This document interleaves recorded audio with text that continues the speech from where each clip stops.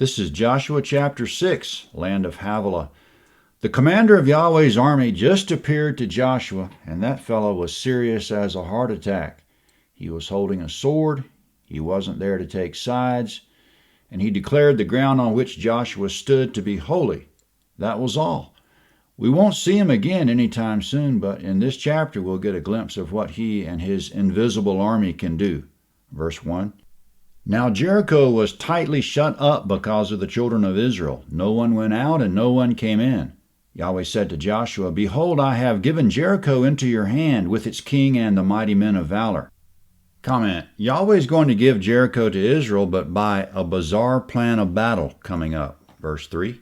All of your men of war shall march around the city, going around the city once. You shall do this 6 days. 7 priests shall bear 7 trumpets of ram's horns before the ark. On the 7th day you shall march around the city 7 times, and the priests shall blow the trumpets. It shall be that when they make a long blast with the ram's horn, and when you hear the sound of the trumpet, all the people shall shout with a great shout, and the city wall shall fall down flat, and the people shall go up, every man straight in front of him. Comment. Israel's camped at the east border of Jericho, Joshua 4:19. Verse 3, when Yahweh said all the men of war, he was referring to anyone 20 years old and up who's able to go out, Numbers 1:3, with the exception of the Levites and a few other exceptions, Numbers 1:47 and Deuteronomy chapter 20. Yahweh says for the men of war to march around the city once a day for 6 days and 7 times on the 7th day. In verse 5, the wall will fall down on the 7th day when they give a long blast with the ram's horn and raise up a shout. So that's going to be 7 days in a row. One of those days will have to fall on the Sabbath. The penalty for working or profaning the Sabbath is death, Exodus 31:14 and 15. So we have to suppose that this making of war doesn't fall under the category of work or profanity. The commander of Yahweh's army told Joshua the ground on which he was standing was holy, and so is this campaign, holy. Now Israel will set Yahweh's instructions to motion. Verse 6. Joshua the son of Nun called the priests and said to them, Take up the ark of the covenant, and let 7 priests bear 7 trumpets of ram's horns before Yahweh's ark. They said to the people, Advance, march around the city, and let the armed men pass on before Yahweh's ark. It was so that when Joshua had spoken to the people, the 7 priests bearing the 7 trumpets of ram's horns before Yahweh advanced and blew the trumpets, and the ark of Yahweh's covenant followed them. The armed men went before the priest who blew the trumpets, and the ark went after them. The trumpets sounded as they went. Joshua commanded the people, saying, You shall not shout, nor let your voice be heard, neither shall any word proceed out of your mouth until the day I tell you to shout, then you shall shout. So he caused Yahweh's ark to go around the city, circling it once. Then they came into the camp and stayed in the camp. Joshua rose early in the morning, and the priests took up Yahweh's ark. The 7 priests bearing the 7 trumpets of ram's horns in front of Yahweh's ark went on continually and blew the trumpets. The armed men went in front of them.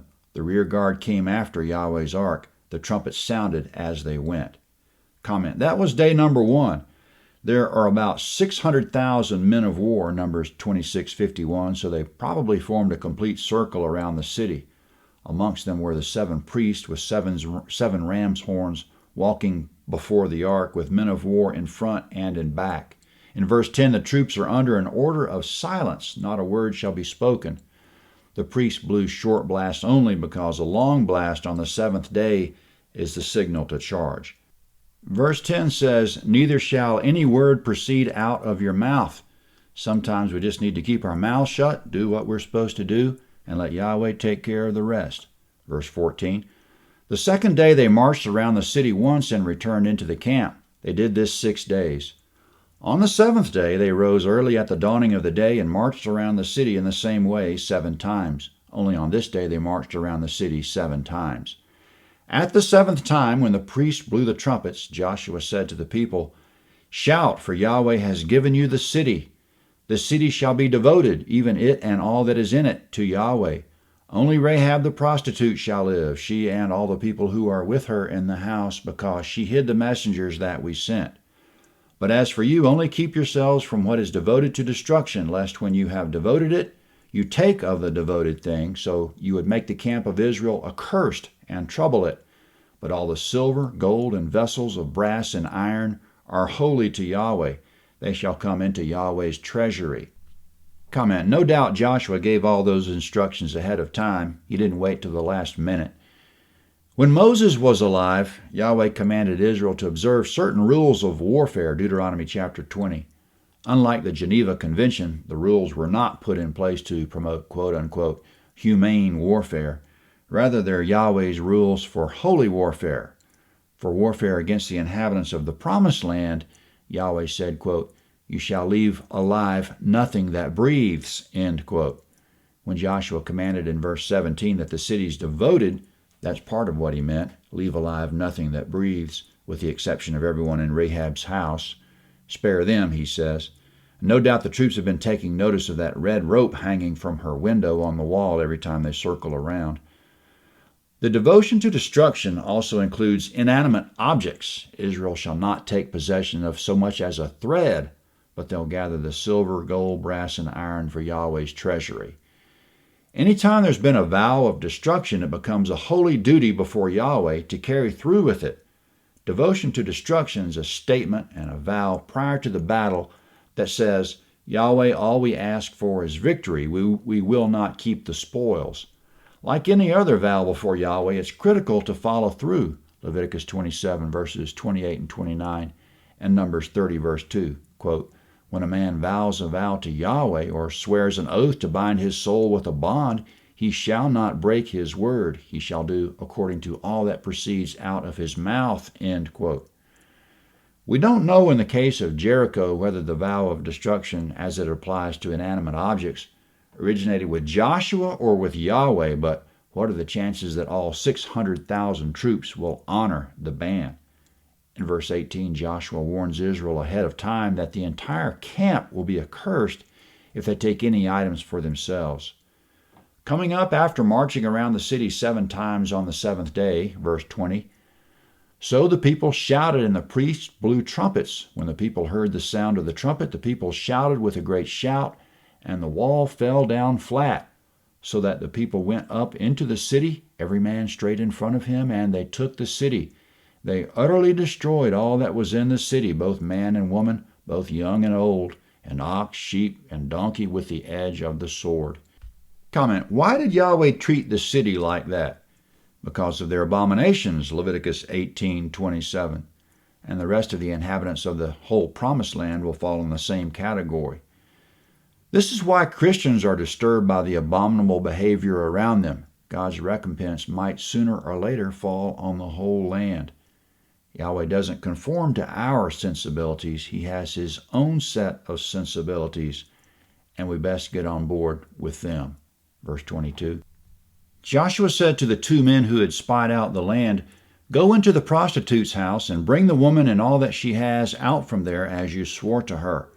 The young men who were spies went in and brought out Rahab with her father, her mother, her brothers, and all that she had. They also brought out all of her relatives, and they set them outside the camp of Israel. Comment, they set Rahab's family outside the camp. Prostitution is wicked. Rahab was a prostitute. Leviticus 19:29, quote, don't profane your daughter to make her a prostitute, lest the land fall to prostitution and the land become full of wickedness, end quote.